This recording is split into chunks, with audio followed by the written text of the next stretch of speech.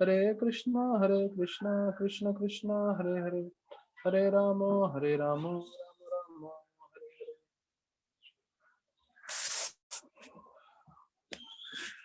सभी भक्तों का स्वागत है आज के भागवत कथा में। तो कई भक्त कल हमारे साथ गोवर्धन इको विलेज में थे, यात्रा कर रहे थे। तो कल वनडे एक दिन का हमने एक दिवसीय यात्रा किया था गोवर्धन इको विलेज में, और काफी अच्छा रहा। तो जो भक्त जो मुंबई में नहीं हैं तो शायद वो लोग भी सुन रहे होंगे और उनको लग रहा होगा हमने मिस किया, पर आप ध्वनि के मात्रा से सुन सकते हैं। और जो हम जो भागवत करते हैं, कथा करते हैं जूम पे, वैसे ही कथा भी हुआ वहां पे। तो एक चीज कल के इसमें मुझे समझ में आ रहा था, कल का जो हमने कार्यक्रम किया उसमें काफी चीजें ऐसी हुई जो मैंने प्लानिंग नहीं किया था। मतलब जो कृष्ण भगवान जैसे बताते हैं कि भाई आप बस अच्छे से भक्ति करिए, फिर आगे कृष्ण भगवान पे छोड़ दीजिए, वो सब प्रबंध कर देते हैं। तो कल के कार्यक्रम में बहुत सारी चीजें ऐसी थी जो मैंने शेड्यूल में नहीं किया था, पर वो अपने आप हो गया और उसका लाभ सभी भक्तों को हुआ। और जो है कितने भक्त जो है कल के प्रोग्राम के बारे में चर्चा करते हुए बता रहे थे कि जो हमने रात को उनको सबको पूछा अपना रियलाइजेशन शेयर करिए, तो इतने सारे भक्त बता रहे थे ये जो है हमारा अब हमारे जीवन का जो है सबसे अच्छा दिन रहा। मतलब इतने सालों में सब कई लोगों को लग रहा था कल का दिन जो है काफी अच्छा रहा आध्यात्मिक भक्ति के हिसाब से। और कई लोगों ने अपने काफी साक्षात्कार चर्चा की है जो हम आगे बताएंगे। पर जैसे मैं बता रहा हूँ इसके अंदर कई चीजें हैं जो मैं पूरा प्रोग्राम का ओवरव्यू बताने के बाद आपको बताऊंगा, जो मैंने शेड्यूल में नहीं किया था और उसके कारण प्रोग्राम कल इतना भव्य रूप से अच्छा हुआ और लोगों को इतना अच्छा अनुभव हुआ। तो शुरुआत करते हैं कि जो बस भी हमें मिला वो इतना अच्छा कंफर्टेबल लग्जरी बस मिल गया हमें। तो मतलब कई बार होते हैं बस बहुत बेकार परिस्थिति वाले भी मिलते हैं हमें, लेकिन जब अच्छे बस मिल जाते हैं तो सबसे महत्वपूर्ण है लोगों का आना जाना कंफर्टेबल होना चाहिए। तो कृष्ण की कृपा से जो है बहुत अच्छे से भक्तगण जा पाए, जीवी तक वापस आ पाए। फिर जैसा हमने निश्चय किया था कि हम उधर जाके गैया की सेवा करेंगे, तो वैसे ही सब लोगों को केला लाने को बताया गया था। और जो है एक भक्त को, अभिषेक प्रभु को मैंने बोला था 3 डजन केला लेकर आइए, क्योंकि मुझे लगा कई भक्त केला नहीं लाएंगे तो उनको भी सेवा करने का मौका मिलना चाहिए। तो पूरा 3 डजन केला लेकर आए थे उठा के, और सभी भक्तों को मौका मिला गैया की सेवा करने का। तो बोलते हैं नमो ब्राह्मण देवाय गो ब्राह्मण हिताय च, जगत हिताय कृष्णाय गोविंदाय नमः नमः। कि भगवान जो है प्रसन्न होते हैं जब कोई ब्राह्मणों की सेवा करता है और साथ साथ गैया की सेवा करता है। तो सबसे पहले गैया की सेवा होने के कारण थोड़ा और कृपा हमें प्राप्त हो गया। और उसके बाद जो है नाश्ते के लिए गए, जहाँ पे उपमा और सांबार था। तो मेरी माता बोलती थी, मेरी माँ, कि बिना खाना बनाए जो आपको भोजन मिल जाए तो वो सबसे उत्तम होता है। क्योंकि अगर आपको एक सरल सी खिचड़ी भी बनानी हो तो उसके लिए पहले मार्केट जाइए, सब्जी लाइए, धोइए, चावल दाल साथ में धो के पकाइए, चौंक लगाइए, सब्जी डालिए और फिर पकाइए। तो कम से कम आधा पौना घंटे का एक्सरसाइज रहता है। अगर सरल से सरल खिचड़ी भी बनाना है तो आधा घंटा तो लगेगा ही लगेगा, मतलब पूरा कुकिंग करके पक के सब करने में। लेकिन बिना कुछ किए हाथ में थाली आ जाती है, वो हमेशा उत्तम ही लगता है, स्वादिष्ट ही लगता है।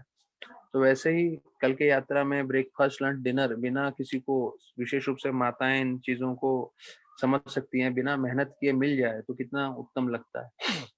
और उसके बाद जो है लक्ष्मी नारायण प्रभु का प्रवचन हुआ, जो पूरा गोवर्धन इको विलेज दिखा रहे थे। अभी ये लक्ष्मी नारायण जी का कार्यक्रम होना वो नहीं था, क्योंकि मैंने अनाउंसमेंट में डाला था कि लीला कीर्तन प्रभु हमें टूर देने वाले हैं। तो उनका राजभोग आरती आ गया और बोला मैं नहीं कर सकता हूँ, और फिर उन्होंने लक्ष्मी नारायण प्रभु को दे दिया सेवा। तो लक्ष्मी नारायण प्रभु मेरे शेड्यूल में नहीं थे, पर उनका जिस तरह से उन्होंने प्रवचन दिया और उन्होंने पूरा का पूरा जीवी का टूर दिया, उससे सबसे ज्यादा लोग प्रभावित हुए। सभी लोगों ने अपने रियलाइजेशन में ये भी बोला है कि मुझे ये सबसे अच्छा लगा लक्ष्मी नारायण जी का जो उन्होंने टूर दिया। तो वो करते करते ही पूरा 12:30 1 बज गया और उसके बाद भी उनका टूर कंप्लीट नहीं हुआ। फिर उन्होंने बोला आप 3 बजे आइएगा, मैं 3 से 4 फिर आपको टूर दूंगा। तो भक्त इतने उत्साहित थे, उन्होंने बोला हाँ हाँ हम 3 से 4 जो है टूर ही करेंगे। और जय सच्चिदानंद प्रभु को जो मैंने कैसे वैसे मनाया था कि भाई आप कीर्तन करें मान मंदिर में, तो उनको मुझे जो है माफी मांग के बोलना पड़ा, प्रभु जी प्रोग्राम कैंसिल करना पड़ेगा क्योंकि भक्तों का दूसरा प्रोग्राम बन गया।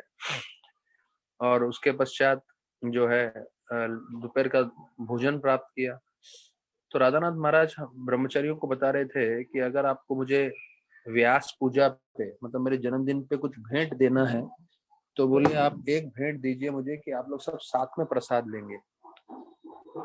तो हमें कोई खास लगता नहीं है कि हम जब प्रसाद लेते हैं तो ये कोई बहुत बड़ी आध्यात्मिक चीज हम कर रहे हैं, पर वास्तविक रूप सच से बात ये है कि जब हम साथ में मिलके बैठ के प्रसाद खाते हैं तो उसका इतना आध्यात्मिक आनंद रहता है। भक्तों के साथ प्रसाद लेना साथ में, या परिवार वालों के साथ साथ में प्रसाद लेना, ये बहुत सरल सा चीज लगता है, पर हमें ध्यान रखना है कि अगर कहीं परिवार में 2 लोग भी हैं लेकिन वो लोग साथ में अगर प्रसाद लेते हैं तो उससे एक मित्रता, एक प्रेम, एक संबंध और जो है बढ़ जाता है।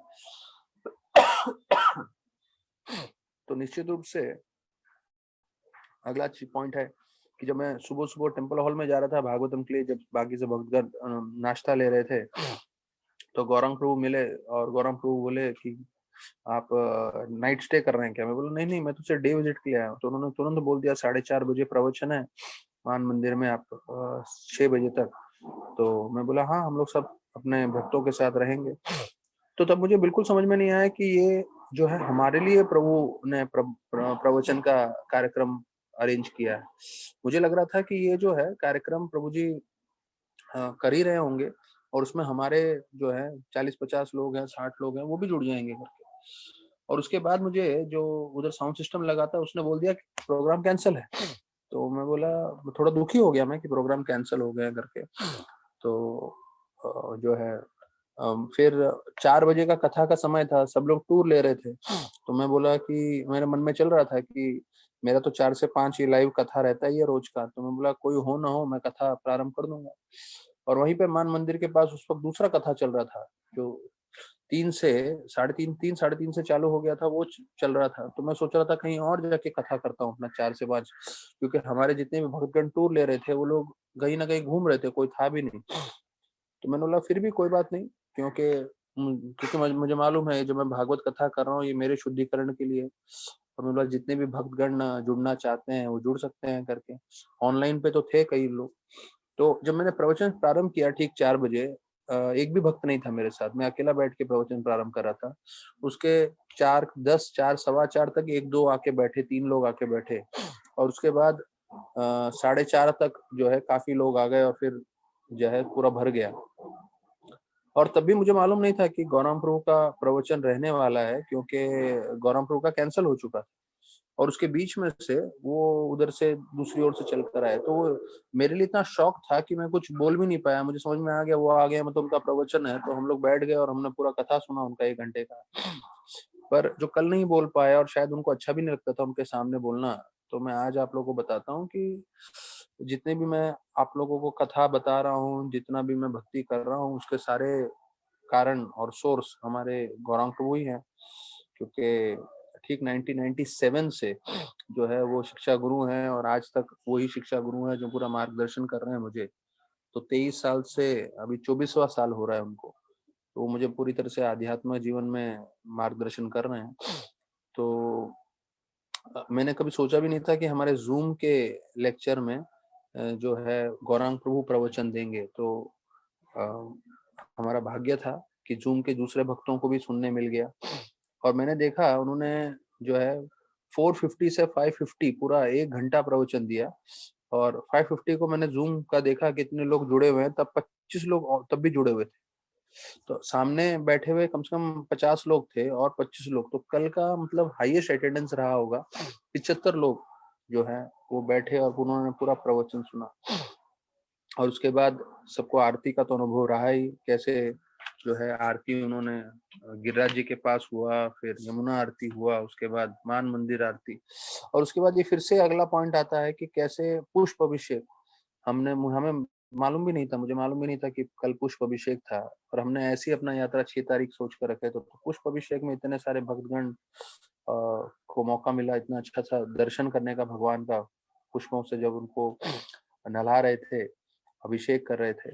तो देखिए कितना चीज जो हारा है, मैं बोलूँ हमें लक्ष्मी नारायण प्रभु का संग मिल गया, फिर जो पुष्प अभिषेक हमें मिला, गौरांग प्रभु का प्रवचन मिला, ये सब मेरा प्लान में नहीं था। और मैंने तो बस में अनाउंसमेंट भी कर दिया था कि खाने में बिरयानी है, लेकिन उसके जगह पाव भाजी वापस से आ गया आप लोगों के पास, जो उन्होंने प्रसाद पाया, तो वो भी मेरे मेनू में नहीं था, मेरे प्लान में नहीं था, वो किचन वालों ने अपने हिसाब से ही चेंज कर दिया। तो मुंबई वालों को मालूम है पाव भाजी जरा विशेष ज्यादा ही प्रेम रहता है पाव भाजी के साथ, तो उससे भी लोग काफी संतुष्ट हो गए। और जब वापस से हम लोग आ रहे थे, लोगों ने इतनी अच्छी अच्छी बातें बताई, सारे के सारे भक्तगणों ने, कि हम लोग 1 साल से लॉकडाउन में थे, तो उसके बाद ये जो कार्यक्रम है वो इतना अच्छा लग रहा है। कई भक्त बोलने लगे कि हमें भक्तों का संग इतना अच्छा लग रहा है। फिर कई लोगों ने बताया कि गौरांग प्रभु का प्रवचन अच्छा लग रहा है। फिर जो है कई लोगों ने बताया कि उनको प्रसाद अच्छा लगा। और जो है कई भक्तों का ये भी रिक्वेस्ट था कि प्रभु जी आप ऐसा ये यात्रा रेगुलर करते रहिए। तो राधानाथ महाराज भी बताते हैं कि हम सभी भक्तों को जो है हमेशा यात्रा करते रहना चाहिए, और यात्रा के बीच में अपना जीवन हमें जीना है। हाँ, पैसे कमाने हैं, परिवार का ध्यान रखना है, सब कुछ संभालना है, लेकिन ये सब यात्राओं के बीच में होना चाहिए। हमें एक यात्रा से दूसरे यात्रा का तैयारी करते रहना चाहिए। तो मैं जस्ट बता दूं कि ऑलरेडी हम लोग ने फर्स्ट यात्रा में ही अनाउंस कर दिया कि हम दूसरा यात्रा जो है 7 तारीख को कर रहे हैं। तो आप लोग सब पुष्पक जी को कांटेक्ट कर सकते हैं। ये है वापी में, हम ट्रेन से जाने वाले हैं, और 550 रुपीज हमने जो है डिसाइड किया है, इसका पर पर्सन का चार्ज रहेगा, जिसमें टिकट के हमें हम लोग ही टिकट बुक करेंगे, जिससे हम लोग साथ में जा सके और आ सके, प्लस वहाँ पे ब्रेकफास्ट लंच डिनर तीनों का हम प्रबंध करेंगे। और साथ में जो है थोड़ा डोनेशन भी करेंगे उधर मंदिर में जो है। तो ये जो हम वापी में जा रहे हैं वो फार्म हाउस है हमारे दामोदर दुलाल प्रभु का, जिनका प्रवचन जो है परसों है। तो आज 7 तारीख है, 9 तारीख को दामोदर दुलाल प्रभु प्रवचन देंगे, और वो बताएंगे कि गैया की सेवा करना कितना महत्वपूर्ण है। और वो जो है जीबीसी के तरफ से अपॉइंटेड हैं पूरे इस्कॉन वर्ल्ड के जो गौशाला है उसका ध्यान रखने के लिए। तो बड़े पदवी पे भी है वो, और उनको अच्छा खासा अनुभव है, और वो खुद 50 गैया का ध्यान रख रहे हैं। तो ये यात्रा 7 तारीख की है। तो जितना जल्दी भक्तगण लक्ष्मी कराएंगे, तो फिर एक बार सबका हमें 1 हफ्ते के अंदर इसका टिकट्स बुक करना है, क्योंकि उसके बाद शायद टिकट्स नहीं मिलेगा। तो जितने भक्तों को इसमें रुचि है, जुड़ना चाहें जुड़ सकते हैं। और कल का मेरा खुद का अनुभव ये रहा है कि कितने लोग जो हैं कितना पैसा खर्चा करके जो है खुश होना चाहते हैं, आनंद की अनुभूति करना चाहते हैं। कल के यात्रा में जो है हमारा पैसा हमने जो है ज्यादा नहीं लिया था, जितना प्रसाद का और बस का था वही लिया था। और जो है कल हम लोग ने किसी को आराम भी नहीं दिया था। जो सुबह को जो है हमारा बस निकला था 5:30-6 बजे कांदिवली से, और कई परिवार वाले थे जो 3-3:30 बजे उठे थे। मोहनानंद प्रभु के परिवार में 6 लोग आए थे, और वो लोग 3-3:30 बजे उठ के 4:30 बजे का पहला ट्रेन पकड़ के 5:15-5:30 बजे तक कांदिवली पहुंचे, 5:30 बजे। और उन्होंने जो है रात को वो पहुंचते पहुंचते उनको भी 12:30-1 बज गया। तो बिल्कुल आराम नहीं था, सुबह 3:30 बजे उठे हुए, रात को 1 बजे पहुंचे हो। तो पैसा नहीं मिल रहा है, किसी को आराम नहीं मिल रहा है, फिर भी लोग बोल रहे हैं ये हमारा बहुत अच्छा दिन गया, हमें इतना अच्छा अनुभूति हुआ। तो मेरा साक्षात्कार ये था कि सब लोग आनंदित इसलिए थे क्योंकि आत्मा संतुष्ट था। देखिए हम लोग शरीर नहीं आत्मा है, इसका आपको अनुभूति हो जाता है जब शरीर को आराम नहीं है, हमें कुछ पैसा भी नहीं मिल रहा है, भौतिक चीज से कुछ भी नहीं प्राप्त है, उसके बाद हम लोग इतने खुश हैं। क्यों? क्योंकि हम आत्मा है, आत्मा को संपूर्ण रूप से पूरी संतुष्टि प्राप्त हो रही है। तो अभी आत्मा को अगर आप संतुष्ट नहीं करेंगे, भक्ति नहीं करेंगे, तो उसका दूसरा पहलू क्या होता है मैं आपको बताना चाहूंगा। आदित्य प्रभु, जब मैंने ये वीडियो भेजा आदित्य प्रभु को, तो आदित्य प्रभु का फोन आ गया, प्रभु जी हमने गलती से मुझे ये वीडियो भेज दिया। उनको लगा ये वीडियो क्या दिखा रहे हैं, काला सा आदमी कुछ तो है करके। मैं आपको बताऊं, अगर कोई भक्ति नहीं करता है, आध्यात्म में नहीं जुड़ता है, तो ये जो प्रकृति है या भौतिक जगत है जिसको माया का जाल बोलते हैं, वो कैसे लोगों को बेवकूफ बना के कैसे घुमाती है। देखिए अभी ये वीडियो दिखाऊंगा, अभी उससे पहले आप जान लीजिए, नहीं तो आपको समझ में नहीं आएगा ये वीडियो क्या है। जैसे आदित्य प्रभु पूरे भ्रमित हो गए, उनको समझा नहीं है क्यों वीडियो हरिबोलान प्रभु सबको दिखा रहे हैं। ये एक जो है संगीतकार है विदेश के, जिनका नाम है लिल उजी वर्थ। हाँ, तो ये जो है आप गूगल भी कर सकते हैं इसके नाम का, कि इन्होंने अपने माथे में जो है डायमंड लगाया हुआ है। जब वो वीडियो प्ले करेंगे तो आप लोग इस मोबाइल पे अपना देख सकते हैं। जो है उन्होंने इम्प्लांट कराया डायमंड। इम्प्लांट कराना मतलब पूरा शरीर के अंदर घुसा देते हैं ना परमानेंटली, तो वैसा उन्होंने कराया है। और ये जो डायमंड उन्होंने अपने सर पे लगाया है वो 24 मिलियन डॉलर्स का है, और इंडियन रुपीस में कन्वर्ट करेंगे तो कम से कम 170 करोड़ का डायमंड है उसके माथे पे लगाया हुआ है। और पूरे चेहरे पे टैटू वेटू लगाए हुए है उसने।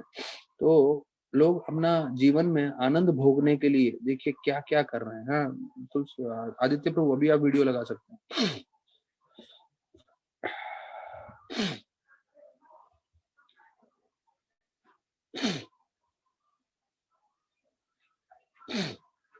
ये देखिए इसके माथे पे आपको एक डायमंड जैसा लग रहा है, तो ये 170 करोड़ का डायमंड है। और लोगों के पास धन आता है तो धन का देखिए कैसे उपयोग करते हैं। तो ये लेटेस्ट न्यूज में है, 2 दिन में बोलते हैं बहुत सारे लोगों ने देखा है, बहुत सारे लोग आकर्षित हो गए हैं। ठीक है, सब लोग ने देख लिया। आदित्य प्रभु धन्यवाद, बंद करिए। तो अगर आप भक्ति नहीं करेंगे तो 170 करोड़ का डायमंड अपने माथे पे लगा के घूम सकते हैं। ये लेटेस्ट न्यूज चल रहा है, तो मैं क्या थोड़ा न्यूज चैनल भी देखता रहता हूँ आप लोग के साथ चर्चा करते हुए, करने के लिए कि भक्ति का तो करना चाहिए। भक्ति नहीं करेंगे तो देखिए कैसे पागलपन दुनिया में चल रहा है। 170 करोड़ का हीरा दिमाग अपने माथे पे घुसा दिया, और उसका मैं आर्टिकल भी पढ़ रहा था। मतलब जिसने 170 करोड़ खर्चा किया है हीरे पे, और फिर उसने तो कितना खर्चा किया होगा उसको इम्प्लांट करने में, मतलब उसने अपने शरीर में पूरी तरह परमानेंटली लगा दिया है। वो बोलता है ये बंदा जिसने लगाया है कि ब्यूटी इज पेन। क्योंकि देखिए अगर आपको इम्प्लांट करना है शरीर के अंदर कोई बाहर का ऐसा हीरा वीरा, तो इतना दर्द होता है। तो बोलता है खूबसूरती दर्द है, ये उसका फिलॉसफी है कि आपको दर्द मिले, ये आपकी खूबसूरती है। तो मैं बोला भाई भौतिक जगत में भक्ति ना करो तो देखो क्या क्या लोगों के मन के विचार है, क्या क्या सोचते हैं, है ना। तो हरि का सोचने के बदले में वरी का सोचते हैं, पूरे अपने माथे पे पेन लेके घूमते रहते हैं, और उनको लगता है यही खूबसूरती है, ये सौंदर्य है। और अगले जन्म में कहाँ जाएंगे क्या होगा मालूम नहीं। तो अगर कोई भक्ति ना करे तो देखिए कहाँ तक जा सकते हैं। तो यही हम भागवतम में चर्चा कर रहे हैं कि भगवान, श्रीमद् भागवतम और भक्ति, इन तीनों का वर्णन किया गया है। भगवान पूर्ण पुरुषोत्तम कृष्ण है, कृष्ण तो भगवान स्वयं। और जब कृष्ण भगवान चले गए थे भगवत धाम, तो पूछा गया कि कैसे फिर लोगों को आश्रय मिलेगा। तो श्रीमद् भागवतम में जवाब आया है कि कृष्ण स्व धाम उपगते, कृष्ण भगवान जब अपने धाम चले गए थे, धर्म ज्ञानाद भी सह कलो नस्त समय का पुराना का अधुनोति सह। ये जो है पुराण, ये श्रीमद् भागवतम, ये अवतरित हुआ है, कृष्ण भगवान इस रूप में अवतरित हुए लोगों का उद्धार करने के लिए। तो वही कृष्ण पूर्ण पुरुषोत्तम जो भगवान है, हमें संग मिल रहा है श्रीमद् भागवतम के द्वारा। तो हमें इसका मूल्य समझना चाहिए। जो कल कौराम प्रभु ने बहुत बढ़िया प्रवचन में भी बताया, उन्होंने 1 घंटा अच्छा प्रवचन दिया और बहुत मुख्य मुख्य चीजें बताई जो आज हम चर्चा भी करेंगे। और तीसरा उन्होंने शास्त्रों में बताते हैं भगवान और श्रीमद् भागवतम भगवान के ही रूप में आए हुए हैं, भगवान ही है वो। और उसका आश्रय लेने के लिए हमें अहेतु की अप्रतिहा भक्ति करनी। भगवान, भागवत और भक्ति तीनों का श्रीमद् भागवतम में वर्णन है।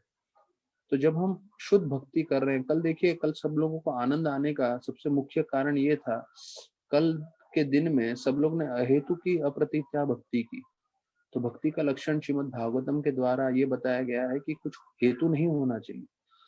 तो हम लोग सिर्फ भगवान का कथा कर रहे थे, भगवान का प्रवचन सुन रहे थे, भगवान का कीर्तन कर रहे थे।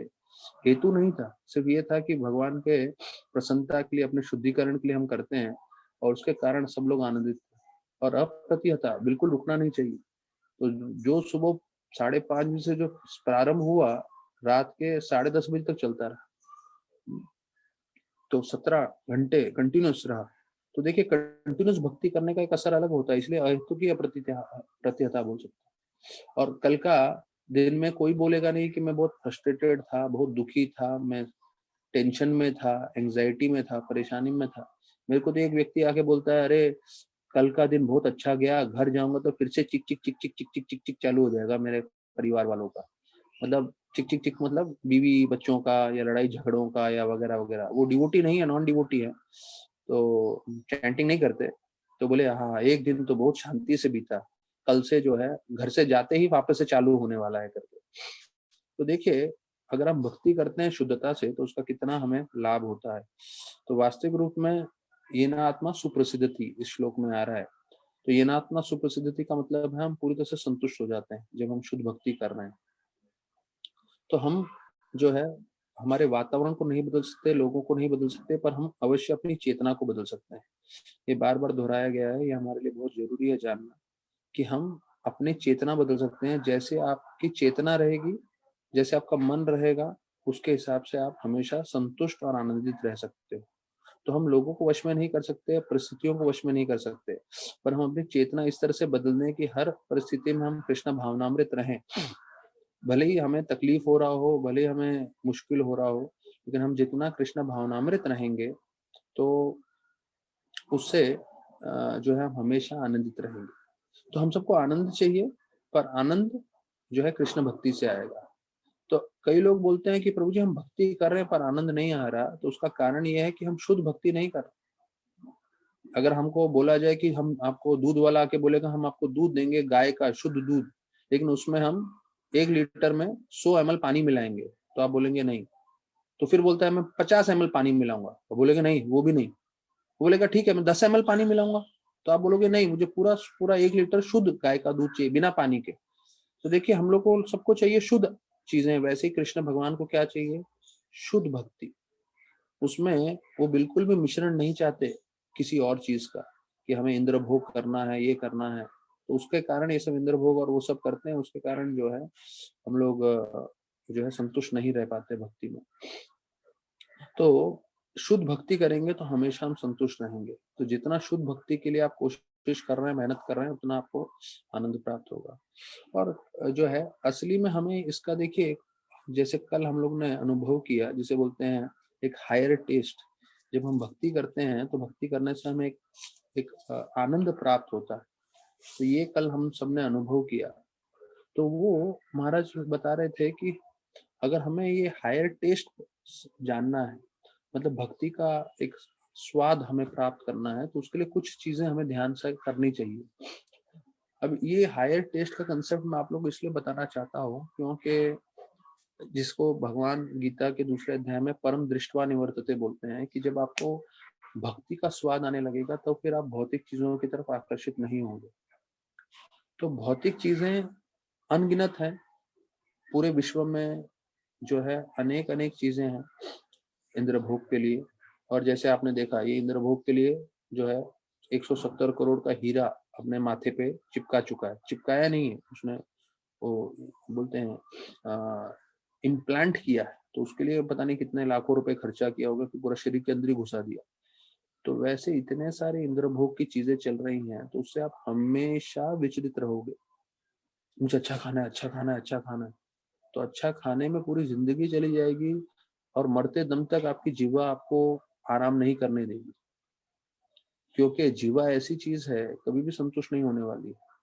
हाँ, प्रसाद खाएंगे तो कंट्रोल में रहता रहेगा, भले ही आप अच्छा प्रसाद भी खाएं तो, लेकिन जितना अच्छे से भक्ति करेंगे उसी से ही ये इंद्रियां वश में होने वाली है, नहीं तो नहीं।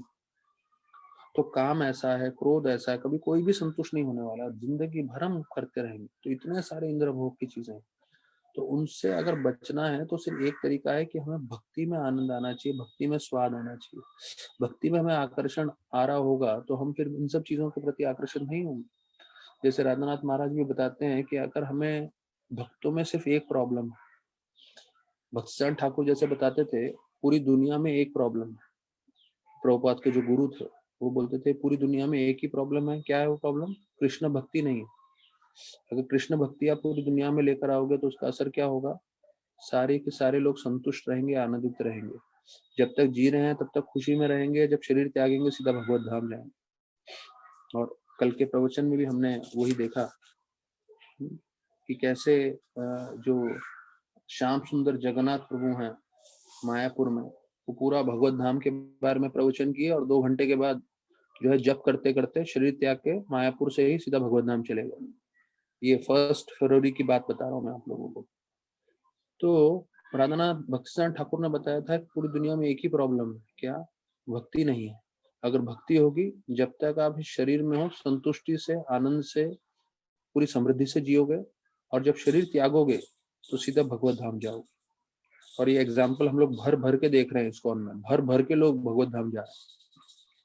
राधानाथ महाराज बोलते हैं दुनिया में एक प्रॉब्लम है, वो भक्ति नहीं है। भक्ति आ जाएगी तो सब प्रॉब्लम सॉल्व हो सकता है। दूसरा, भक्तों के जीवन में एक ही प्रॉब्लम है, क्या?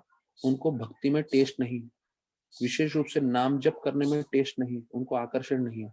ये आकर्षण नहीं होने के कारण हम अनगिनत आकर्षणों के पीछे भागते रहते हैं। अनगिनत, जो है कुछ सुंदर पुरुष स्त्री के पीछे भाग रहा है, कोई पैसे के पीछे भाग रहा है, कोई गाड़ियों के पीछे भाग रहा है, बंगले के पीछे भाग रहा है। सब चीज भागते भागते भागते जन्मों जन्मों से हम भाग रहे हैं और ये भागते रहेंगे हम लोग। तो उसका एक ही तरीका है, समाधान है, वो है आपको इसमें स्वाद आना चाहिए। तो उसमें स्वाद कैसे प्राप्त करना है? तो महाराज ने एक अच्छा उदाहरण दिया। महाराज बोले अगर आपको गुलाब जामुन खाना है या गुलाब जामुन का स्वाद प्राप्त करना है तो क्या तरीका है? आपको खाना पड़ेगा। मैं आपको गुलाब जामुन पे जूम पे 1 घंटा प्रवचन दूंगा, उसको जूम पे मैं बोलूंगा आदित्य प्रभु गुलाब जामुन का फोटो दिखाओ, तो उससे कोई संतुष्ट नहीं होने वाला है। आपके मुंह में जब जाएगा, उसको काला जाम बोलते हैं, गुलाब जामुन बोलते हैं, तभी आप संतुष्ट हो गए। महाराज बोले ये जो हायर टेस्ट हम बोल रहे हैं, तो उम्मीद करते हैं सभी भक्तों को कल का दिन में वो हायर टेस्ट का अनुभव हुआ होगा। और ये हायर टेस्ट अगर हम जो है, जो ऊंचा स्वाद है, अगर हम चाहते हैं अपने जीवन में, तो महाराज ने बोला पहला चीज है आपको अनुभव करना पड़ेगा, तभी आप उसको बोल पाएंगे, तभी आप भक्ति कर पाएंगे, तभी आप उसमें आनंद प्राप्त कर पाएंगे भक्ति में। तो उसको जो है अनुभव करने का, जैसे गुलाब जामुन खाएंगे तभी आपको गुलाब जामुन का जो है महिमा मालूम चलेगा। तो उसी प्रकार से जब आपको स्वाद मिलेगा भक्ति में, तभी आप टिक पाएंगे। तो वो कैसे मिलेगा? तो महाराज पहला चीज बोलते हैं आपको अनुभव करने के लिए क्या करना पड़ेगा। तो पहला चीज बताते हैं कि आपको सुनना चाहिए प्रामाणिक भक्तों से। जैसे आप लोग सब जुड़ रहे हैं, सुन रहे हैं, और कहीं से भी आप सुने, जो प्रामाणिक इस्कॉन के भक्त हैं, आपको सुनना जरूरी है। सुनने के बाद पालन करना जरूरी है पूरी तरह से अपने जीवन में। और पालन करते समय महाराज ने तीसरा स्टेप बताया कि हमारे सबके मन में अनर्थ है, सबके जीवन में हम गलत कार्य करने के हमारे में वो स्वभाव है हमारा, क्योंकि भक्ति से पहले हम सब कर रहे थे। जो है हो सकता है 4 नियम में से 1 नियम 2 नियम कोई ना कोई उल्लंघन कर रहा होगा। तो उन सब चीजों से जो है हमें बच के रहना है। तो पहला है हमें प्रामाणिक लोगों से सुन। तो पहला बोलते हैं महाराज, बोलते हैं गुलाब जामुन खाओगे तब तुमको समझ में आएगा गुलाब जामुन क्या है। तो उसी प्रकार से जब तक आपको हायर टेस्ट मिलेगा नहीं, तब तक आपको जिंदगी में समझ में नहीं आएगा क्या है हायर टेस्ट। हायर टेस्ट और मैंने भी सुना है 25 साल से, लेकिन इतना तीव्रता से हम लोग भक्ति करते हैं तब हमको वो हायर टेस्ट आता है। तो फिर बाकी यहाँ वहाँ की चीजों पे हमारा मन नहीं बैठता। नहीं तो हम लोग घूमते रहेंगे भक्ति में आने के बाद भी 5 साल 10 साल 20 साल 25 साल 50 साल, मरते दम तक घूमते रहेंगे। क्यों? क्योंकि हम तीव्रता से भक्ति नहीं कर रहे।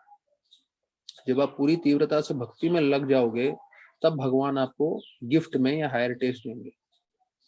तो अभी जो है महाराज बता रहे हैं कि पहला हमें श्रवण करना चाहिए, प्रामाणिक भक्तों से, उसके बाद उसको पालन करना चाहिए। और ये पालन करते समय जो हमारे अनर्थ हैं, उस अनर्थों में अपना हमें जीवन नहीं देना है, तो वो हमें गलती नहीं करनी चाहिए। तो जब ये नहीं करेंगे और फिर जो हम कंटिन्यूस भक्ति करते रहेंगे, रोज सेवा करते रहेंगे, रोज जप कथा करते रहेंगे, तब जाके आपको हायर टेस्ट मिलेगा, तब जाके ऊंचा स्वाद मिलेगा। और जब वो ऊंचा स्वाद मिलेगा, फिर भौतिक जगत का कोई भी स्वाद जो है आपको इतना आकर्षण नहीं देगा। तो जो है कल का मुझे प्रभु का, महाप्रभु का प्रवचन भी जो है काफी जो है उन्होंने काफी मुख्य पॉइंट्स बताए। उन्होंने बताया कि वृंदावन की चेतना क्या है। देखिए, हम लोग सब बोलते हैं ना, मोरा मन वृंदावन। हम आध्यात्मिक रूप से भले लॉकडाउन में बैठे हों, पर हम वृंदावन में रह सकते हैं। जैसे महाराज पूरा समय वृंदावन वृंदावन की चेतना में इतना रहते हैं कि उन्होंने ये पूरा वृंदावन खड़ा कर दिया।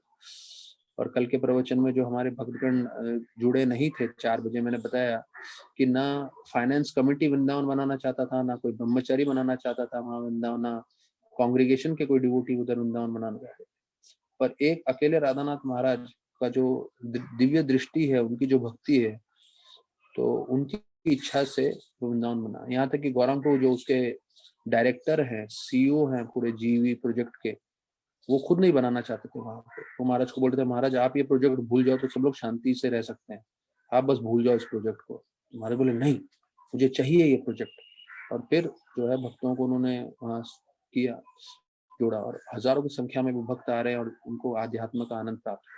देखिए, कोई इस्कॉन मंदिर में आता है तो ज्यादा में ज्यादा 1, 2, 3 घंटा रहेगा, या कभी फेस्टिवल रहेगा तो फेस्टिवल में थोड़े ज्यादा समय रुक सकता है, 4, 5 घंटे तक। लेकिन वो फेस्टिवल साल में जो है मुश्किल से 10, 12 बार ही आता है।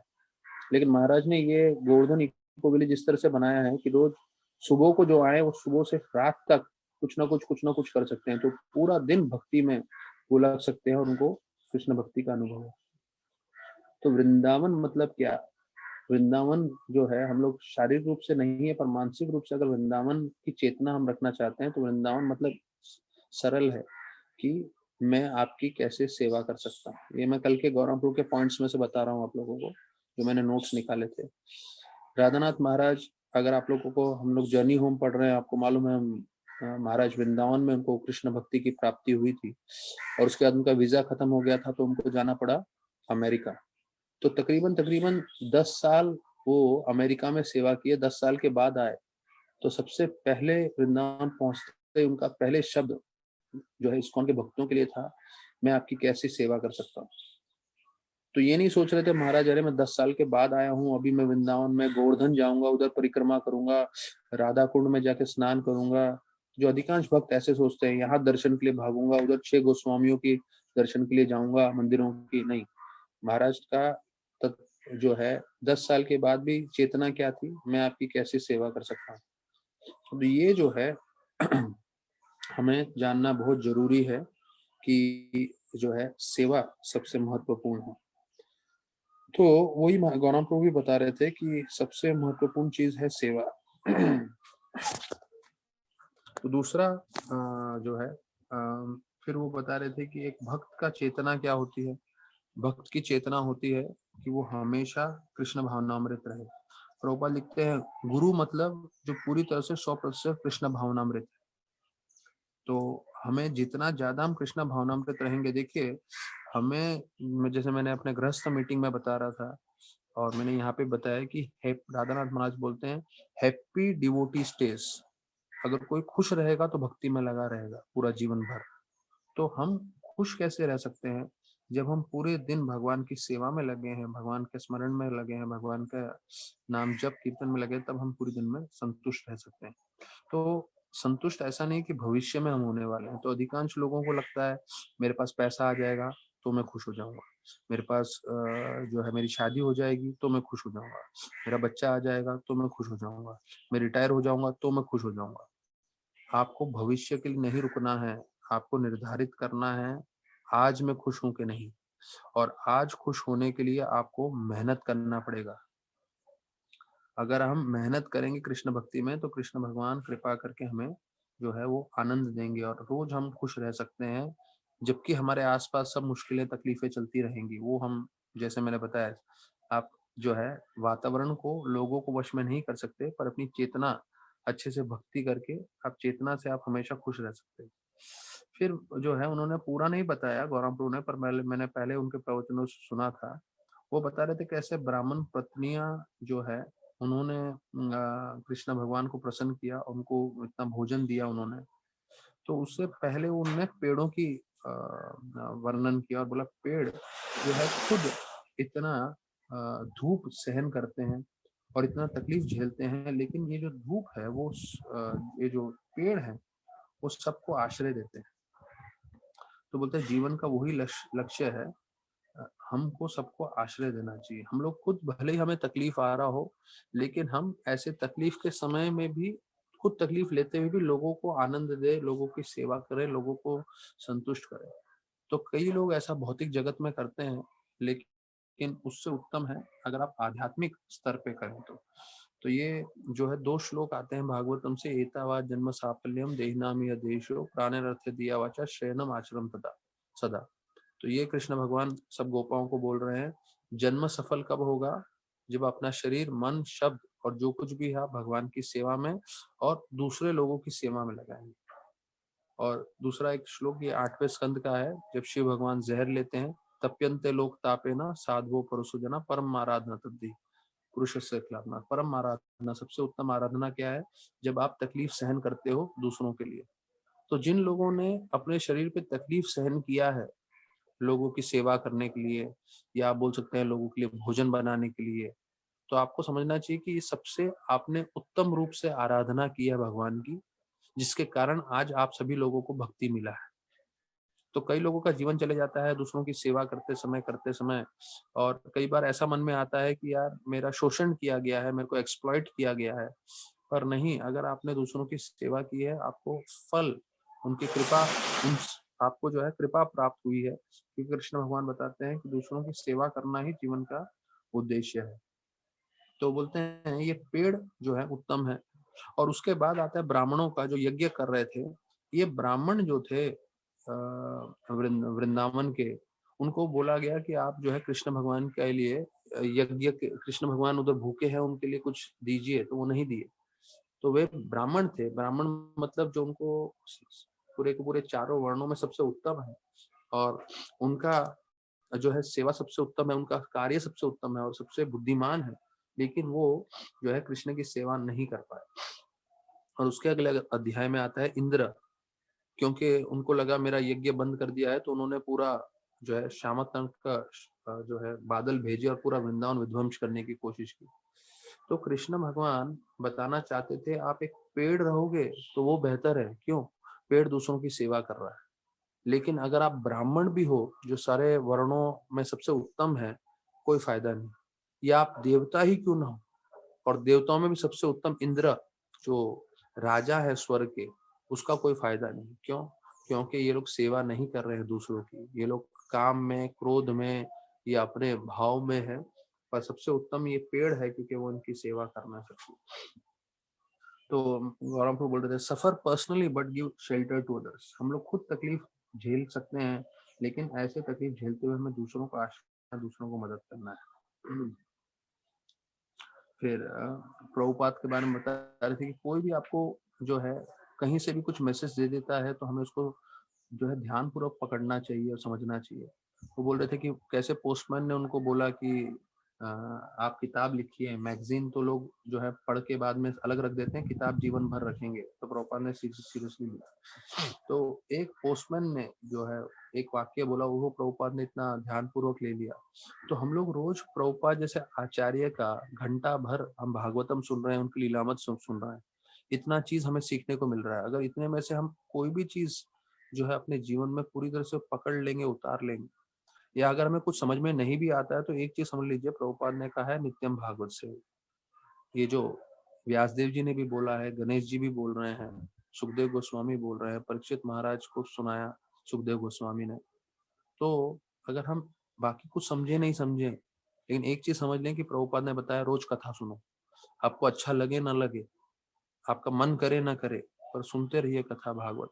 तो उसका इतना शक्ति है कि वो हमें सही मार्ग पे लेके जाएगा। फिर वो बोले भूख जो है आपको आप जो है भोजन जब कर रहे हैं तो भोजन का आनंद तब प्राप्त करेंगे जब आपको भूख लगी। तो भोजन का आनंद व्यंजनों पे नहीं निर्भर करता है, भूख के ऊपर निर्भर करता है। तो बोले थे 56 भोग भी रहेगा तब भी आप संतुष्ट नहीं रहेंगे। क्यों? अगर भूख। और राधानाथ महाराज बताते हैं कि हमारे आध्यात्मिक जीवन में हमें पूरी तरह से नम्र होना चाहिए और कृतज्ञ होना चाहिए, तब हम तैयार होंगे भक्ति के लिए। जैसे बोलते हैं धरती उपजाऊ बनाने के लिए जो है उसको जो है मिट्टी को निकालना जरूरी है, उसको जो है टिलिंग बोलते हैं अंग्रेजी में, जोतना हिंदी में, वो जरूरी है। तो बोलते हैं अगर हम कृतज्ञ नहीं है, अगर हम नम्र नहीं है, ये राधानाथ महाराज की तरफ से, कल गौरांग को नहीं बता रहे थे, मैं अपने तरफ से जोड़ रहा हूँ कि अगर आप कृतज्ञ नहीं है, हर व्यक्ति हर रोज हमें कृतज्ञ होना चाहिए। महाराज का जब भी कोई भी प्रवचन प्रारंभ होता है तो महाराज बोलते हैं मैं बहुत कृतज्ञ हूँ, आई एम वेरी ग्रेटफुल कि मुझे ये मौका मिला मिला सेवा करने का। तो देखिए हर पल हमें ये भावना रखनी है कि हम बहुत कृतज्ञ हैं, हम बहुत भाग्यशाली है जो हमें भक्ति मिला है, वैष्णव का संग मिला है। और जब हम कृतज्ञ रहते हैं, नम्र रहते हैं, उस हृदय में जो है भक्ति आगे बढ़ती है। तो भक्ति लता बीज बनने के लिए जो है उपजाऊ जमीन होना, उपजाऊ मिट्टी होना जरूरी है। तो उसी प्रकार से भक्ति आगे बढ़ने के लिए, भक्ति का बीज आगे बढ़ने के लिए हमें कृतज्ञ होना है और नम्र होना है। जिस दिन भी आप ये दो में से एक चीज भी छोड़ दोगे अपने जीवन में, आपका भक्ति में प्रगति नहीं होगा। जैसे रूप गोस्वामी बताते हैं, आप कितने एडवांस हो भक्ति में कैसे मालूम चलता है? आप कितने नम्र हो, कितने आप जो है अपने आप को कृतज्ञ, ग्रेटफुल फील कर रहे हो, ये आपका पहचान है। जितना आप ज्यादा एडवांस हो जाओगे उतने ज्यादा नम्र होते रहोगे। यहाँ तक कि कृष्णदास कविराज गोस्वामी बोलते हैं, जिन्होंने पूरी चैतन्य चरितामृत की रचना की है, कि मैं इतना पापी हूँ कि कोई मेरा नाम सुनेगा तो उससे जो है उसके सारे पुण्य खत्म हो जाएंगे। अब देखिए इतने बड़े आचार्य है, इतना बड़ा शास्त्र लिखा है, पर नम्रता देखिए, बोलते हैं मेरा नाम सुनेंगे तो जो है उनके सारे पुण्य खत्म हो जाएंगे। फिर जो हमारे गोस्वामियों में है, गोपाल भट्ट गोस्वामी, वो इतने नम्र थे, उन्होंने कृष्णदास कविराज गोस्वामी को बोला मैं तुमको आशीर्वाद दूंगा ये किताब लिखने के लिए, लेकिन इस आशीर्वाद के बदले में तुम्हें एक मेरा कार्य करना होगा, मेरा कहीं पे भी नाम नहीं आना चाहिए पूरे के पूरे चैतन्य चरितामृत में। तो देखिए कितनी नम्रता है उनमें। वो बोले मैं आशीर्वाद आपको दूंगा लेकिन आशीर्वाद के बदले में मेरा नाम नहीं आना चाहिए। यहाँ पे लोग जो छोटा सा कोई एक सीमेंट का एक जो है डोनेशन करते हैं, सीमेंट का जो कुर्सी बोलते हैं या सीमेंट का जो बैठने का पब्लिक जगह पे, तो उस पर अपना नाम लगवाते हैं वो लोग कि भाई मैंने डोनेट किया। तो यहाँ पे गोपाल भट्ट गोस्वामी हैं जो इतने बड़े आचार्य हैं, वो बोल रहे हैं मुझे नाम नहीं चाहिए। तो जितना हम तरक्की करेंगे हमें कैसे मालूम चलेगा हम कितने नम्र हो रहे हैं, कैसे भक्तों के दास अनुदास बन रहे हैं। तो ये उन्होंने अच्छा एक चीज बताया कि हमें हमेशा नम्र रहना है, सहनशील होना है। और जो ब्राह्मण पत्नियां थी उन्होंने कभी भी कृष्ण को देखा नहीं था अभी तक। ब्राह्मण पत्नियों ने सिर्फ सुना था कृष्ण के बारे में, और कृष्ण के बारे में सुन के उनका इतना शुद्धिकरण हुआ था, इतना आकर्षण हुआ था कि जब गोपा जो कृष्ण भगवान के मित्र थे, जब वो आए और उन्होंने उनसे मांगा कि कृष्ण भगवान को भूख लगी है, भोजन मांग रहे हैं वो, तो उन्होंने सब कुछ भर भर के दे दिया। तो सिर्फ श्रवण मात्र से उन्होंने, उनका पूरा आकर्षण जागृत हो गया था। तो यही चीज रुक्मणी देवी के लिए भी बोलते हैं। रुक्मणी देवी ने कृष्ण भगवान को पहले कभी नहीं देखा था, सिर्फ नारद मुनि और दूसरे साधुओं के संग में जो उन्होंने सुना था उससे उनका आकर्षण जागृत हो गया था। तो कई लोग बोलते हैं हमें भगवान को देखा है क्या, देखा है क्या? तो देखने से सुनना अति आवश्यक है, क्योंकि आप जब सुनेंगे तो आपका उनका आकर्षण जो है आपका भगवान की तरफ जागृत होगा। देखने से जागृत नहीं होता है। कंस ने भी देखा था कृष्ण को, दुर्योधन ने भी देखा था, रावण ने भी देखा था, लेकिन किसी में भी भक्ति जागृत नहीं हुई। भक्ति अगर आपको अपने जीवन में जागृत करना है या आकर्षण भगवान की तरफ जागरण करना है तो उसके लिए श्रवण करना अति आवश्यक है। तो गौरव को बता रहे थे कि कैसे जो गोपियां हैं, ब्राह्मण की जो बीवियां हैं, उन्होंने से श्रवण किया, श्रवण करके उनका आकर्षण बन गया। तो उसी प्रकार से हम भी जब श्रवण करेंगे, और ये गीता और भागवत जो दिया गया है वो साक्षात कृष्ण है। तो जब भी हम भागवत की चर्चा कर रहे हैं, कृष्ण की कथा कर रहे हैं, तो हम साक्षात कृष्ण के संग में हैं, और सिर्फ श्रवण करते करते हमारा पूरा आकर्षण जो है उनकी तरफ बन जाएगा।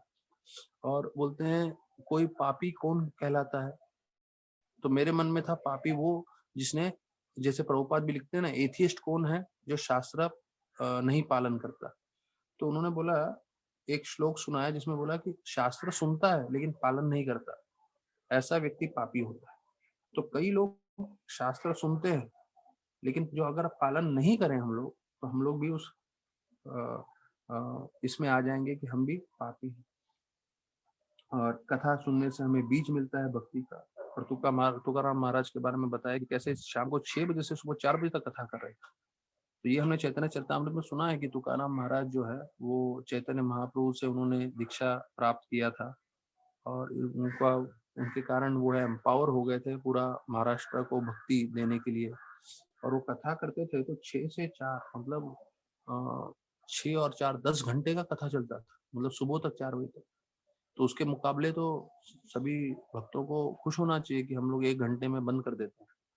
पर देखिए जो शुभ भक्त होते हैं, तुकाराम महाराज इतने शुद्ध भक्त थे कि शिवाजी महाराज भी उनसे दीक्षा लिए। शिवाजी महाराज भी उनके संग में जो है लिए थे। दीक्षा का तो कहीं वर्णन नहीं किया है, पर कम से कम इतना बताया गया है कि शिवाजी महाराज खुद उनका संग किए थे और उनसे काफी प्रभावित हुए थे। और सबसे महत्वपूर्ण उन्होंने पॉइंट बताया कि ये कथा का सबसे बड़ा फायदा क्या है, हमारे जीवन में अड़चन बंद नहीं होंगे, प्रॉब्लम्स बंद नहीं होंगे। तो किसी को ये गलत धारणा नहीं होनी चाहिए कि हम जो है कथा सुन रहे हैं, भक्ति कर रहे हैं तो हमारे जीवन में प्रॉब्लम्स नहीं आएंगे। उन्होंने बताया प्रॉब्लम्स आएंगे, पर कथा की कृपा ऐसी होगी कि सारे के सारे प्रॉब्लम्स जो है हम लोग उससे निकल पाएंगे। डिफिकल्टीज जो हमारे जीवन में आएंगी, परेशानियां जो हमारे जीवन में आएंगी, उससे हम निकल पाएंगे और अंत में हम भगवत धाम जाएंगे। तो याद रखिए, कथा सुनने का सबसे महत्वपूर्ण फायदा क्या है, ये जो हमारे जीवन में अड़चने आने वाली हैं, उस अड़चनों पे हम विजय प्राप्त करके भक्ति कर पाएंगे, और भक्ति करते करते हम भगवत धाम जा पाएंगे। तो देखिए इतना बढ़िया उन्होंने कल चीजें बताई।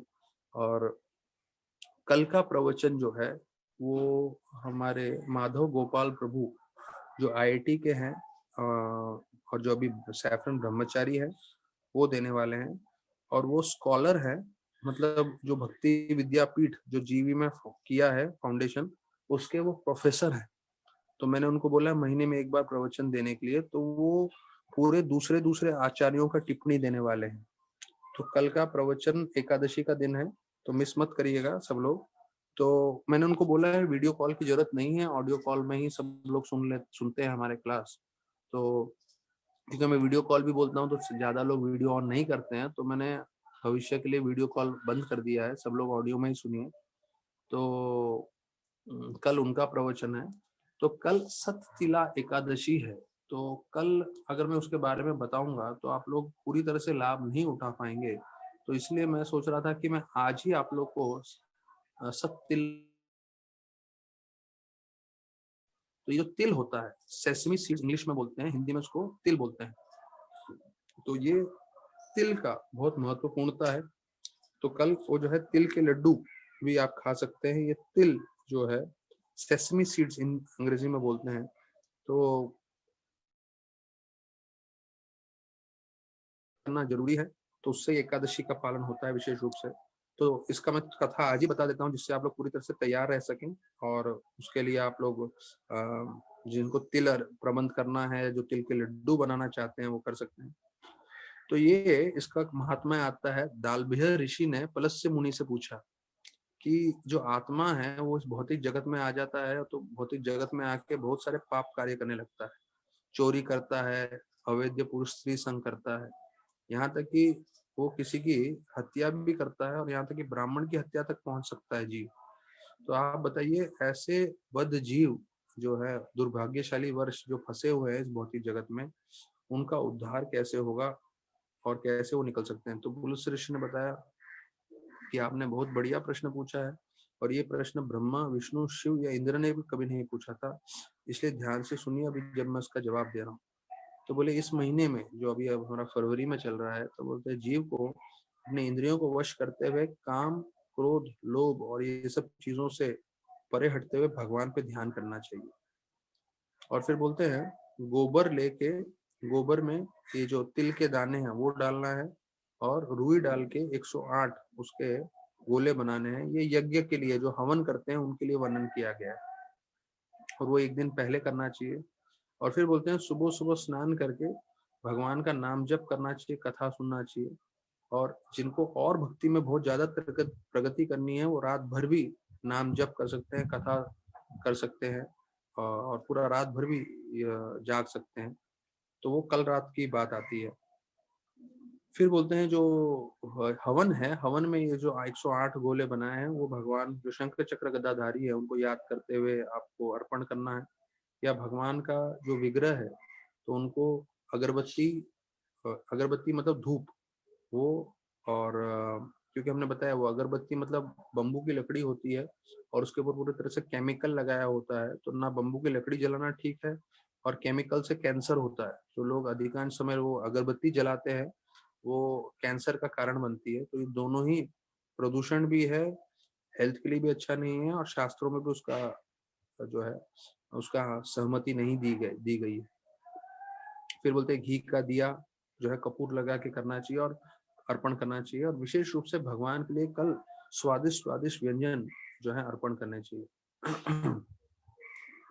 फिर जो है कई लोग हमें नाम जप ज्यादा करना चाहिए, तो इसलिए हम लोग हर एकादशी को 64 माला का प्रोग्राम बनाते हैं। सुबह 5 बजे से प्रारंभ हो जाता है जो दोपहर के 12 बजे तक चलता है।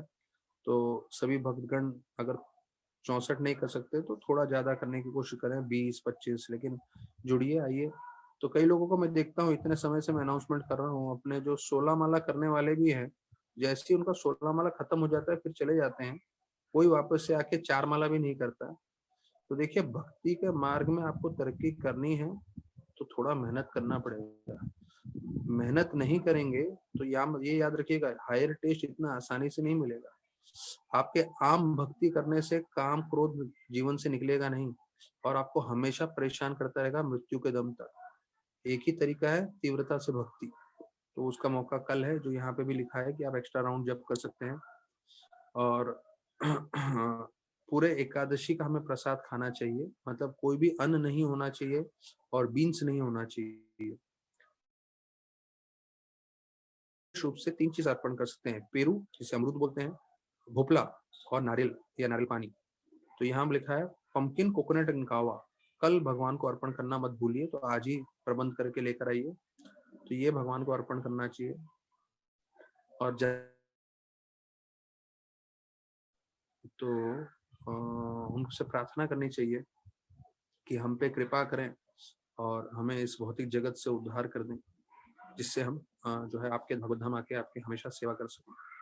तो बोलते देखिए भगवान पूर्ण पुरुषोत्तम है लेकिन उनको भी आनंद भोगना है, इसलिए वो जो है उन्होंने अपने आप को अवतारित जो है अपने आप को अवतारित नहीं, अपने आप को एक्सपैंड किया है, अपने आप को विस्तार किया है जीवों के रूप में। इसलिए भगवान गीता में बताते हैं माम अंश जीव लोके जीव भूत सनातन, कि ये जो जीव है वो मेरे अंश है। तो भगवान विस्तार करते हैं जिससे वो, वैसे आत्माराम है, आत्माराम मतलब पूरी से अपने आप में संतुष्ट है, लेकिन ऐसे आत्माराम भगवान को भी जो है आनंद की अनुभूति करनी है, इसलिए उन्होंने हम जीवों को बनाया है जिससे हम उनकी सेवा कर सकें। और फिर भगवान भी जब देखते हैं कोई मेरी सेवा में लगा है तो वो भी बहुत आतुरता से उस भक्तों की सेवा करते हैं। जैसे कल के प्रोग्राम में देखा, हम लोग ने कितना चीज ऑर्गेनाइज नहीं किया था पर भगवान ने सामने से सब भक्तों के लिए इतना अच्छा प्रबंध करा दिया। तो जो भी जो है अच्छे से सिंसियरली भक्ति करेगा, आप देखते हैं कि भगवान अवश्य उनको जो है मदद करते हैं। तो कदम करना महाराज ने बताया, हम भगवान को नहीं देख पाएंगे पर भगवान का हस्ताक्षेप अपने जीवन में देखेंगे, भगवान का हाथ हम अवश्य अपने जीवन में देखेंगे। तो फिर बोलते हैं कि हमें ब्राह्मण वैष्णव को प्रसन्न करना चाहिए, तो उनको घड़ा भर के पानी देना चाहिए, जो यहाँ पे लिखा है मैं बता रहा हूँ, जिसको पूर्ण कुंभ बोलते हैं। छतरी देना चाहिए और जो है उनको पादुकाएं देनी चाहिए, मतलब चप्पल जूते जो है वो, और कपड़े देने चाहिए। तो कपड़ों में यहाँ पे बताया धोती और अंग वस्त्र, तो कपड़ों में पैंट शर्ट और वो सब नहीं आता है, धोती अंग वस्त्र ये सब अर्पण करना चाहिए। और ऐसे वैष्णव से हम प्रार्थना करना चाहिए कि वो हमें आशीर्वाद दे। तो देखिए जैसे राधानाथ महाराज बताते हैं, आप किसी की सेवा कर रहे हैं, किसी को कुछ भेंट दे रहे हैं, तो भले ही वो सामने से बोले नहीं कि मैं आपको आशीर्वाद दे रहा हूँ, पर अपने आप वो आशीर्वाद आ जाता है जब आप उनकी निस्वार्थ भाव से सेवा करते हैं। और हमें ये आशीर्वाद देना चाहिए कि जिससे हम हमारा शुद्ध प्रेम कृष्ण की ओर जागृत हो सके। तो लोगों को पूछा जाता है जीवन का लक्ष्य क्या है, तो कई लोग बोलते हैं भगवत धाम जाना। तो एक तरह से सही है, क्योंकि गीता में लिखा है, गीता का लक्ष्य है जीव को जो है भगवत धाम भेजना भक्ति करके। लेकिन कई भक्तगण ये भी बोलते हैं कि जीवन का उद्देश्य है कृष्ण प्रेम प्राप्त करना, वो जो भगवत धाम जाने से भी उत्तम है। क्योंकि अगर आपने कृष्ण प्रेम प्राप्त कर लिया तो आप जो है इस शरीर में रहते हुए ही आप भगवत धाम प्राप्त कर लेंगे। तो ये कृष्ण प्रेम की शक्ति है, तो उसके लिए हमें हमेशा प्रार्थना करना चाहिए। और फिर बोलते हैं जितना आपकी क्षमता अनुसार है उतना वैष्णव को मंदिर में आपको जो है डोनेशन मदद करना चाहिए, जो शास्त्रों में भी वर्णन किया गया है। और ब्राह्मण को जो है ये तिल के दाने का पूरा घड़ा भर के देना चाहिए। तो दाव्य ऋषि बताते हैं कि कल के दिन ये जो काले वाले तिल के ये होते हैं बीज, तो वो बहुत जरूरी है। हाँ, और वो विशेष रूप से यज्ञ में भी डालने के लिए बोलते हैं। सफेद भी होते हैं और ब्राउन रंग के भी होते हैं, वो खाने के लिए अच्छे हैं। हाँ, जो आप ब्राह्मण को दे सकते हो, वैष्णव को दे सकते हो, लेकिन यज्ञ के लिए काले वाले तिल बोलते हैं। तो फिर बोलते हैं जो काले सफेद या ब्राउन जो भी है वो प्रबंध करते हैं, तो जो है यज्ञ के लिए या ब्राह्मण को देने के लिए, तो वो कम से कम अगर वो भक्ति के बारे में नहीं जानते तब भी वो स्वर्ग तो पहुंच ही जाएंगे। और जितने तिल के दाने हैं उतने 1000 साल तक वो स्वर्ग में रहेंगे। और फिर एक जगह बताया for as many thousands the number of seeds that would be produced the seeds is seeds he donated और sown in the ground and to grow in the mature seed bearing plants. अच्छा, ये तो और विस्तार में है। तो कल क्या करना चाहिए हमें, अगर स्नान कर रहे हैं तो ये तिल का दाना बाल्टी में डालना चाहिए, तो उससे थोड़ा स्नान करना चाहिए। अगर आपके पास तिल का जो है तिल के जो बीज हैं, सेसमी सीड्स जिसे बोलते हैं, उसका लेप है, तो वो अपने शरीर पे लगा सकते हैं, यज्ञ में डाल सकते हैं, उसको प्रसाद में प्राप्त कर सकते हैं, दान में दे सकते हैं। और अगर कोई आपको भेंट दे तो भेंट में भी स्वीकार कर सकते हैं। तो ये सब चीजें बताई गई हैं। तो उससे हमारा पूरी तरह से आध्यात्मिक शुद्धिकरण होगा। इसलिए इस एकादशी को सत तिल एकादशी बोलते हैं, मतलब तिल एकादशी के नाम से ही जो है पूरी तरह से वो उसका वर्णन किया गया है। तो देव ऋषि नारद मुनि को भगवान जो है भगवान को देव ऋषि नारद मुनि पूछते हैं कि आप मुझे बताएंगे सत तिल एकादशी के पालन करने से हमें क्या लाभ हो सकता है। तो उसके बारे में कृष्ण भगवान जवाब देते हुए बोलते हैं कि कई सालों पहले मैंने खुद ने देखा था, इस पृथ्वी पे एक ब्राह्मणी स्त्री थी जो काफी जो है उसने इंद्रियां वश में की थी, और वो हमेशा जो है फास्टिंग करती रहती थी ये औरत। और फास्टिंग करते हुए जो है जन्माष्टमी है, रामनवमी है, वामन द्वादशी है, नरसिंह चतुर्दशी है, वरद द्वादशी है, गौर पूर्णिमा है, तो वो फास्टिंग करते हुए मेरी पूरा समय सेवा करती रहती थी, सेवा करती थी। और उसमें सेवा करते समय उसकी कोई इच्छा नहीं रहती थी। तो इतना फास्टिंग करने से वो काफी कमजोर हो गई। और बताया जाता है वो ब्राह्मणों का और जिसका अविवाहित लड़कियां थी उनकी भी सेवा करती थी, उनको बहुत दान पुण्य देती थी। तो उसके बाद बताया जाता है उसका जीवन, और उसने एक बार जो है सिर्फ मट्टी मुझे अर्पण किया, तो भगवान बोलते हैं मैंने वो मट्टी लेके उसी मट्टी का जो है पूरी तरह से घर बना के दे दिया उनको आध्यात्मिक जगत में। तो जब उन्होंने शरीर त्यागा, तो शरीर त्यागने के बाद जो है वो भगवत धाम पहुंची, और भगवत धाम में जो उन्होंने मुझे मट्टी दी थी उससे मैंने उनको आध्यात्मिक घर बना के दिया।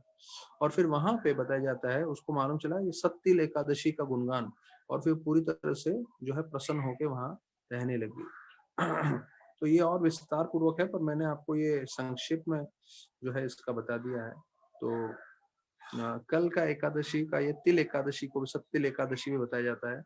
तो जो भी अच्छे से कल इसको पालन करेगा तो बताया जाता है उसके पूरे पाप नष्ट हो जाएंगे, और वो भगवत धाम के लिए पूरी तैयार हो जाएगा, और जैसे शरीर त्यागेगा वो सीधा भगवत धाम जाएगा। तो हम इतना जो है इसके बारे में सुनते हैं, भगवत धाम के बारे में, और हम इतने सारे भक्त भी देख रहे हैं जो रोज के मतलब हर हफ्ते तकरीबन तकरीबन जो है भगवत धाम जा रहे हैं भक्ति करके। कई लोगों को हमें मालूम नहीं चल रहा है, पर जो भी प्रामाणिक रूप से भक्ति करता है तो उसको ये लाभ होता है। तो दालब्य ऋषि को पुलस्त्य ऋषि ने बताया कि इस एकादशी को पालन करने से कोई भी दरिद्र रहेगा, आध्यात्मिक रूप से, मानसिक रूप से, शारीरिक रूप से, सामाजिक रूप से, बुद्धि के रूप से, तो वो सब निकल जाएंगे और वो पूरी तरह से समर्थ हो जाएगा इस एकादशी को पालन करने से। इसलिए इस एकादशी में हमें दान करना चाहिए, यज्ञ में डालना चाहिए और भोजन में भी खाना चाहिए तिल के जो बीज होते हैं, तो उसका बारे में हमें शंका नहीं करना चाहिए। तो बोलते हैं भले ही उस जीव ने कितना भी पाप किया हो, लेकिन अगर वो इस तरह से जो है, अगर वो भक्ति करेगा, कल का एकादशी पालन करेगा, तो निश्चित रूप से वो जो है भगवत धाम प्राप्त करेगा। तो आज के प्रवचन में हमने कल का ही थोड़ा दृष्टांत किया और आज एकादशी का महिमा हमने सुन लिया। तो उसके लिए सब लोग अपना मानसिक रूप से तैयार रह सकते हैं कल के एकादशी को पालन करने के लिए, और जिनको एक्स्ट्रा राउंड्स करना है कर सकते हैं। और कल का प्रवचन आईआईटी के मदन वो ये माधव गोपाल प्रभु दे रहे हैं, तो जरूर जुड़िएगा। और परसों का प्रवचन हमारे जो है काऊ के मिनिस्ट्री से जो आए हुए हैं दामोदुलाल प्रभु, वो दे रहे हैं। तो अभी पुष्पक प्रभु ने जो है अपना नंबर शेयर किया है, तो चैट मैसेज में आप लोग सब लोग जाके देख सकते हैं, उनका नंबर है। तो जिनको भी उनको कांटेक्ट करना है कर सकते हैं, और वो आपको डिटेल सब दे देंगे। जिनको 7 तारीख जो है फार्म हाउस के यात्रा पे आना है, और किसी का कोई प्रश्न हो तो मेरे को भी यात्रा के संबंधित मेरे को डायरेक्टली पूछ सकते हैं।